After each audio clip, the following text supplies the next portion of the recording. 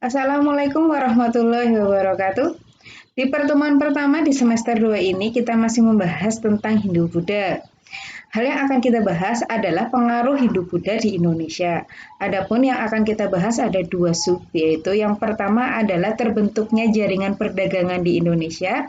Yang kedua adalah akulturasi budaya Hindu-Buddha di Indonesia.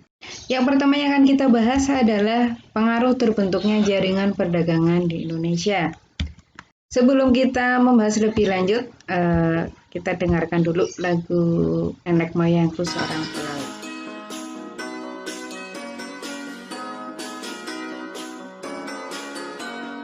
Nenek moyangku seorang pelaut, gemar mengarung luas samudra, menerjang ombak, tiada takut, menempuh badai, sudah biasa.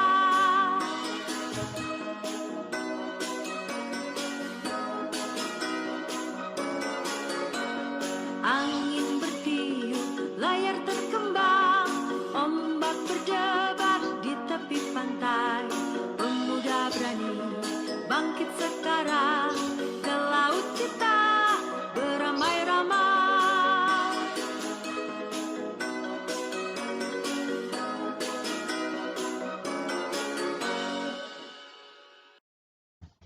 Nah, tentang lagu yang baru kita dengarkan lagi, itu ternyata bukan lagu hanya sebatas isapan jempol belaka, tetapi itu benar-benar nenek moyang kita itu adalah seorang pelaut. Dibuktikan yang pertama adalah dengan adanya teknologi perkapalan. Keterampilan membuat kapal itu sudah dikenal masyarakat di Indonesia itu sejak masa praaksara. Nah, kemampuan ini terus berkembang ketika pada masa Hindu-Buddha. Adapun jenis kapal yang digunakan nenek moyang kita yang pertama adalah perahu lesung, yang kedua adalah perahu berjadik, dan yang ketiga adalah perahu tidak berjadik. Adapun bukti yang menjelaskan tentang nenek moyang kita itu adalah seorang pelaut yang pertama adalah prasasti Bebetin. Dalam prasasti ini menjelaskan tentang istilah undagi. Undagi ini adalah sebutan untuk pembuat sampan atau perahu. Profesi ini disebutkan dalam prasasti Sading A peninggalan Kerajaan Kediri. Prasasti Sading A yang terangkat tahun 1001 Masehi menyebutkan adanya profesi pelancang. Para ahli memperkirakan pelancang memiliki arti pajak yang berkaitan dengan perahu. Yang kedua adalah prasasti Kedukan Bukit. Prasasti ini dimiliki oleh Kerajaan Sriwijaya, menjelaskan bahwa Raja Dahakutahyang menggunakan 200 kapal untuk mengangkut prajurit menuju Minangkabau. Dan yang ketiga adalah adanya relief di Candi Borobudur, yaitu relief kapal Jum. Perkembangan teknologi perkapalan semakin hari itu semakin maju, terutama pada abad ke-8 sampai dengan abad ke-14. Kapal-kapal Jum itu menguasai perairan Indonesia. Nah, kapal Jum ini itu seperti apa? Kapal Jum ini adalah kapal yang menggunakan kayu jati atau besi, di mana jung itu terbuat dari jalinan papan kayu tanpa menggunakan paku dari besi. Jung dapat digunakan untuk mengangkut 300 sampai dengan 500 ton beserta ratusan penumpang. Nah, ini adalah yang saya tadi sebutkan di awal, yaitu ada perahu lesung, yang ini ada perahu bercadik ya. Dan ini adalah perahu tidak berjadik. Jadi apa bedanya perahu tidak berjadik dengan perahu lesung? Kalau perahu lesung ini terbuat dari satu batang yang utuh yang kemudian diambil tengahnya. Sedangkan kalau perahu tidak berjadik ini tersusun dari papan-papan yang disusun menjadi kapal. Dan ini adalah replika dari kapal Jum. Selanjutnya adalah sistem angin dan teknologi kompas. Kita bahas dulu ya sistem angin. Masyarakat Indonesia itu sudah mengenal sistem angin, yaitu angin darat dan angin laut, serta angin muson barat dan angin muson timur. Nah, angin laut itu adalah angin yang berhembus dari laut ke daratan, sedangkan angin darat itu adalah angin yang berhembus dari daratan ke laut. Sedangkan angin muson barat itu adalah angin yang berhembus dari benua Asia ke Australia. Biasanya angin ini bertiup antara bulan Oktober sampai dengan bulan April. Nah, sedangkan angin muson timur ini adalah angin yang berhembus dari benua Australia ke benua Asia. Biasanya berhembus dari April ke Oktober. Angin muson barat Ini biasanya dimanfaatkan para pedagang India untuk berlayar menuju Kepulauan Indonesia. Sedangkan angin muson timur ini biasanya dimanfaatkan para pedagang India untuk kembali ke asalnya. Yang selanjutnya adalah teknologi kompas. Nah, masyarakat Indonesia ini jauh sebelum mengenal kompas, ini sudah mengenal navigasi sebenarnya. Mereka menggunakan rasi bintang untuk menentukan arah dalam berlayar. Dalam perkembangannya, masyarakat Indonesia mengenal kompas. Dengan mengenal kompas ini, lebih mempermudah masyarakat Indonesia untuk melakukan pelayaran. Karena dengan menggunakan kompas, masyarakat Indonesia tidak perlu lagi khawatir ketika ada cuaca yang buruk. Karena cara kerja kompas itu dengan menyelaraskan medan magnet bumi, yaitu kutub utara dan kutub selatan. Oke, yang akan kita bahas selanjutnya adalah kegiatan perdagangan di Kepulauan Indonesia. Yang pertama adalah hubungan dagang dengan India. Bukti hubungan dagang ini diketahui dari sebuah prasasti, yaitu Prasasti Kaladi yang ada di Jawa Timur. Dalam prasasti tersebut menyebutkan bahwa para pedagang asing datang ke Indonesia, antara lain ada orang-orang orang-orang Kalingga India, orang Arya, orang Sinhala atau Sri Lanka, orang Champa atau Kamboja, dan orang Kismira atau orang Kashmir. Hubungan dagang ini tidak lepas dari adanya sebuah komoditas perdagangan, yaitu logam mulia, perhiasan, kain tenun, barang pecah belah, kerajinan, ramuan wangi-wangian, kapur barus, dan ramuan obat. Adapun yang menjadi primadona yaitu ada kayu cendana, kayu gaharu, cengkeh, dan emas. Kayu cendana dan kayu gaharu digunakan sebagai wangi-wangian, obat, kosmetik, dan obat pengawet. Yang selanjutnya adalah hubungan dagang dengan Tiongkok. Hubungan dagang ini tidak lepas dari adanya situasi politik pada saat itu, di mana pada masa itu dinasti Han berhasil memperluas wilayahnya hingga sampai ke Asia Barat, Asia Selatan, dan Asia Tengah.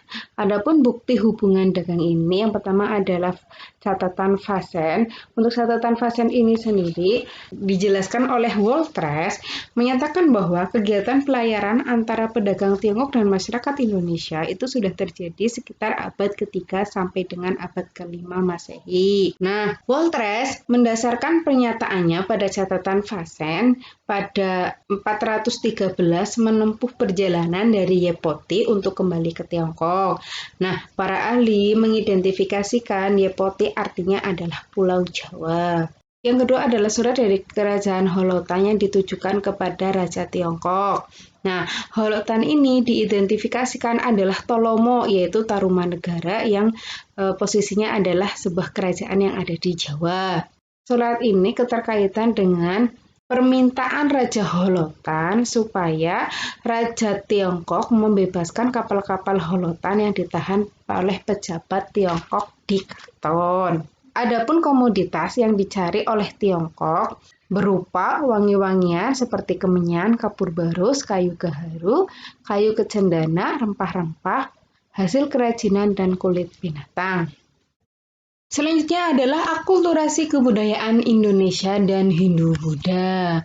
Akulturasi itu adalah suatu proses percampuran antara unsur-unsur kebudayaan yang satu dengan kebudayaan yang lain, sehingga membentuk kebudayaan yang baru.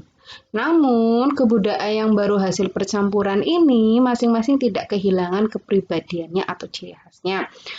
Oke, selanjutnya yang dibahas adalah hasil akulturasi berupa seni bangunan. Yang pertama adalah bangunan candi.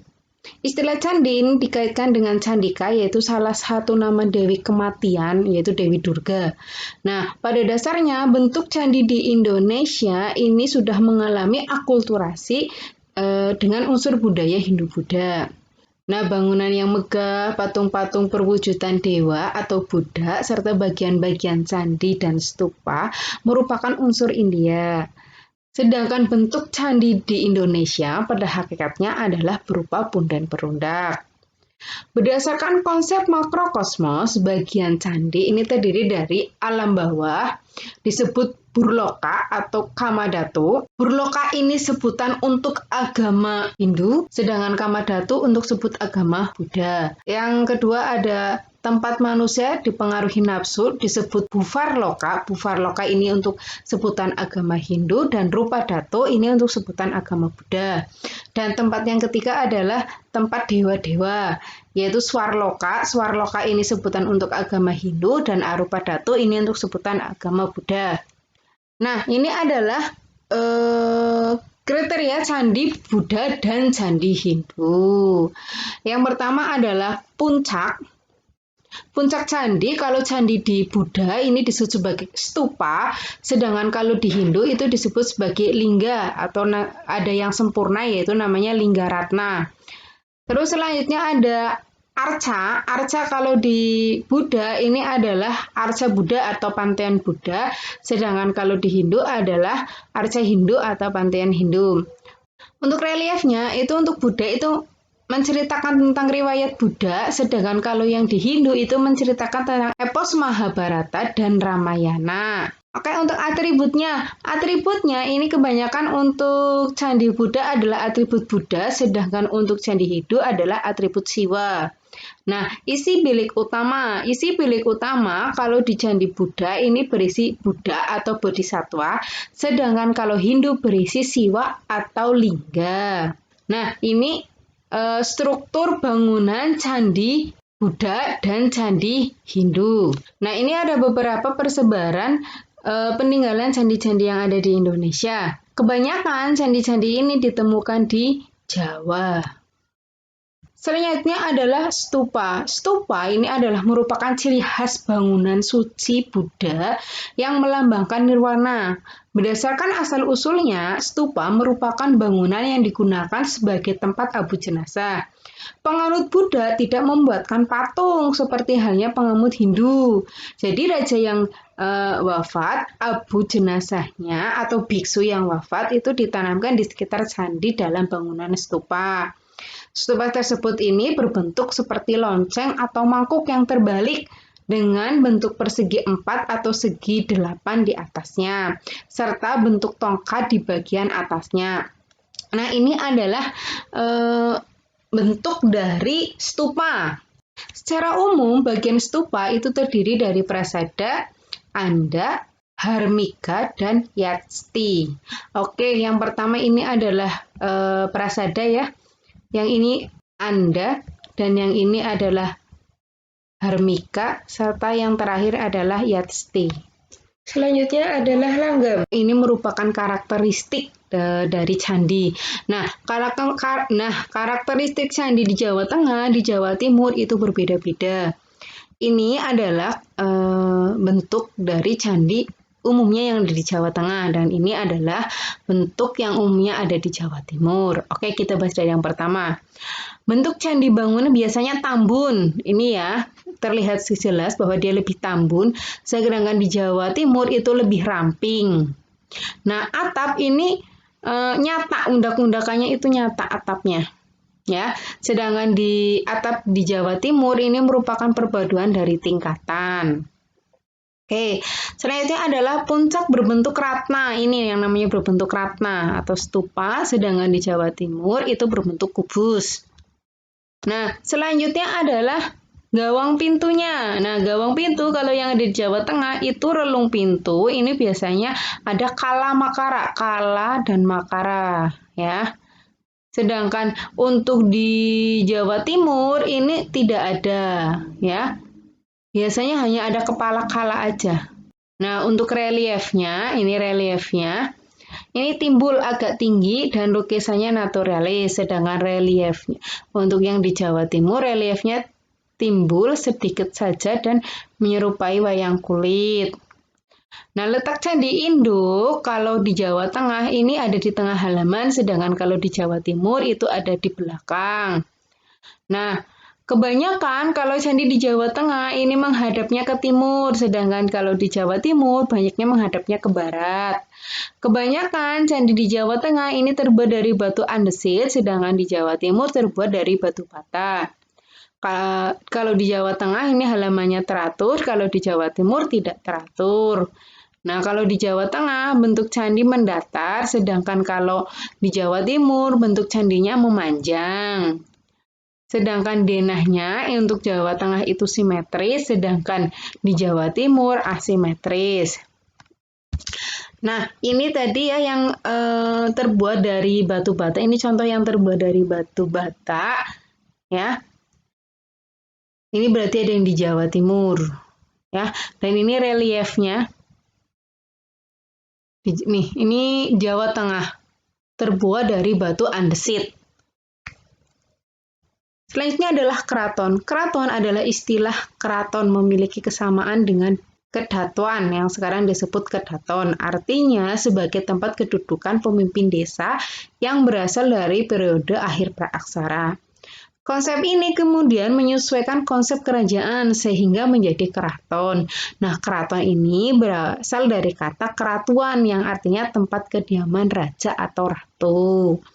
Nah, keraton ini biasanya digunakan sebagai pusat pemerintahan dan pusat budaya, sehingga dipandang sebagai lambang kekuasaan raja.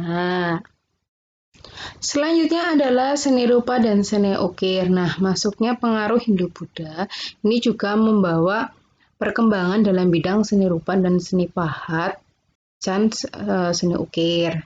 Hal ini dapat dilihat dari relief-relief atau seni ukir yang dipahat pada bagian dinding-dinding candi. Misalnya, relief yang dipahat pada dinding pelangkan atau balkon di Candi Borobudur yang merupakan pahatan riwayat Sang Buddha. Di sekitar Sang Buddha terdapat lingkungan alam Indonesia seperti rumah panggung dan burung merpati. Jadi, yang diukir ini merupakan hasil akulturasi. Nah, ini adalah contoh dari hasil seni ukir. Ini merupakan relief yang ada di Candi Borobudur. Selanjutnya adalah akulturasi dalam bidang seni pertunjukan. Yang pertama adalah seni wayang. Menurut Brandes, wayang merupakan salah satu seni pertunjukan yang berkembang pada masa praaksara. Seni pertunjukan ini sering dikaitkan dengan fungsi magis religius, yaitu upacara pemujaan kepada roh nenek moyang atau hyang. Nah, lakon yang biasanya dimainkan adalah berupa cerita kepahlawanan dan petualangan nenek moyang seperti Dewi Sri atau Murwakala.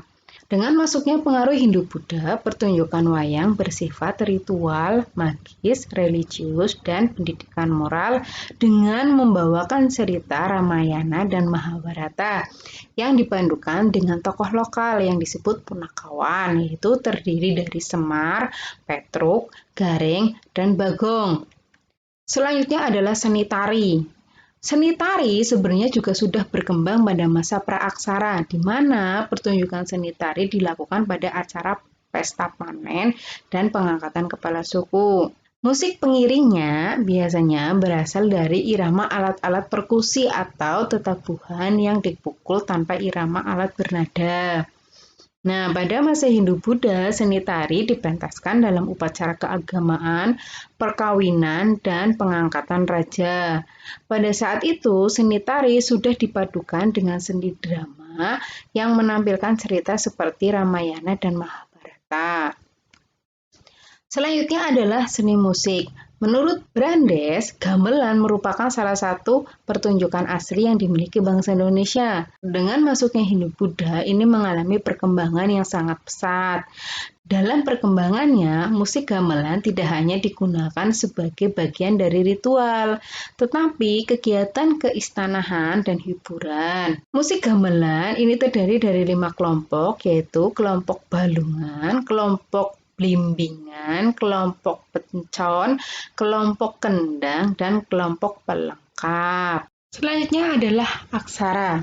Masuknya pengaruh Hindu-Buddha membawa pengaruh bagi masyarakat Indonesia, terutama dalam bidang aksara, di mana dengan masyarakat Indonesia mengenal huruf ini mengakhiri masa praaksara. Wujud dari akulturasi dalam bidang aksara ini bisa dilihat dari penggunaan huruf Pallawa. Aksara Pallawa ini kemudian berkembang menjadi aksara Hanacaraka yang digunakan dalam aksara Jawa, Bali, dan Sunda. Ini adalah huruf Pallawa yang merupakan huruf asli bangsa India. Yang ini adalah huruf Jawa Kawi. Aksara Pallawa yang kemudian diturunkan menjadi huruf Jawa Kawi yang kemudian nanti disempurnakan menjadi huruf Hanacaraka atau huruf Jawa yang kita kenal pada saat ini. Seni sastra. Sebelum masuknya pengaruh Hindu-Buddha di masyarakat Indonesia, masyarakat Indonesia menggunakan bahasa lokal yaitu bahasa Jawa kuno dan bahasa Melayu kuno. Masuknya Hindu-Buddha mengalami pengaruh bahasa yaitu adanya bahasa Sanskerta dan bahasa Pali. Pengaruh India membawa perkembangan seni sastra di Indonesia. Seni sastra waktu itu ada yang berbentuk prosa dan juga ada yang berbentuk tembang atau puisi. Berdasarkan isinya, kasus sastraan dapat dikelompokkan menjadi tiga, yaitu tutur atau pitutur kitab keagamaan, kitab hukum, dan wiracarita atau kepahlawanan. Bentuk wiracarita ternyata sangat terkenal di Indonesia, terutama kitab Ramayana dan Mahabharata. Kemudian timbul wiracarita hasil gubahan dari para bujang Indonesia, misalnya Bratayuda yang digubah oleh Empu Sedah dan Empu Panuluh, juga muncul cerita-cerita carangan. Selanjutnya adalah bidang kepercayaan. Kepercayaan bangsa Indonesia telah berkembang sebelum masuknya Hindu-Buddha, seperti animisme dan demonisme. Masuknya Hindu-Buddha secara berangsur-angsur menjadikan rakyat Indonesia pada saat itu memeluk agama Hindu dan Buddha. Namun, tidak meninggalkan kepercayaan aslinya. Jadi, pengaruh Hindu-Buddha di Indonesia juga mengalami sinkretisme. Nah, sinkretisme ini merupakan perpaduan dua kepercayaan yang berbeda untuk mencari keserasian dan keseimbangan. Bukti sinkretisme adalah dimasukkannya dewa-dewi dari kepercayaan asli dalam susunan para dewa Hindu seperti Sang Hyang Tunggal dan Sang Hyang Wenang. Sistem pemerintahan di Indonesia. Sebelum datangnya pengaruh India di Indonesia, sistem pemerintahan di Indonesia dijalankan dengan sederhana, di mana dipimpin oleh seorang kepala suku yang dibantu oleh seorang penasehatnya, yaitu seorang dukun. Dalam pemilihan kepala suku didasarkan pada primus inter pares atau didasarkan pada kelebihan yang dimiliki seseorang dalam kelompok suku tersebut. Nah, setelah datangnya Hindu-Buddha, pemimpin tersebut diubah menjadi raja dan wilayahnya disebut sebagai kerajaan. Raja sebagai pemimpin tertinggi yang bersifat mutlak, sedangkan pewarisan tahta didasarkan pada keturunan. Dalam menjalankan pemerintahannya dibantu oleh patih, pangeran, dan para punggawa. Selain itu, dalam sistem kerajaan ini mengenal konsep berperang dan perluasan wilayah. Selanjutnya adalah dalam bidang arsitektur. Bentuk akulturasi budaya Indonesia dan Hindu-Buddha terlihat pada arsitektur bangunan candi. Bentuk arsitektur Indonesia pada candi adalah berupa punden berundak. Nah, keberadaan punden berundak pada tempat ibadah Hindu-Buddha ini menunjukkan kearifan lokal masyarakat Indonesia. Selanjutnya adalah dalam bidang sosial. Dengan masuknya Hindu-Buddha terjadi perubahan dalam tatanan kehidupan masyarakat. Nah, di mana perubahan ini diakibatkan karena dikenalkannya sistem kasta. Adapun sistem kasta itu meliputi satu, kasta Brahmana, yaitu terdiri dari pendeta dan guru agama.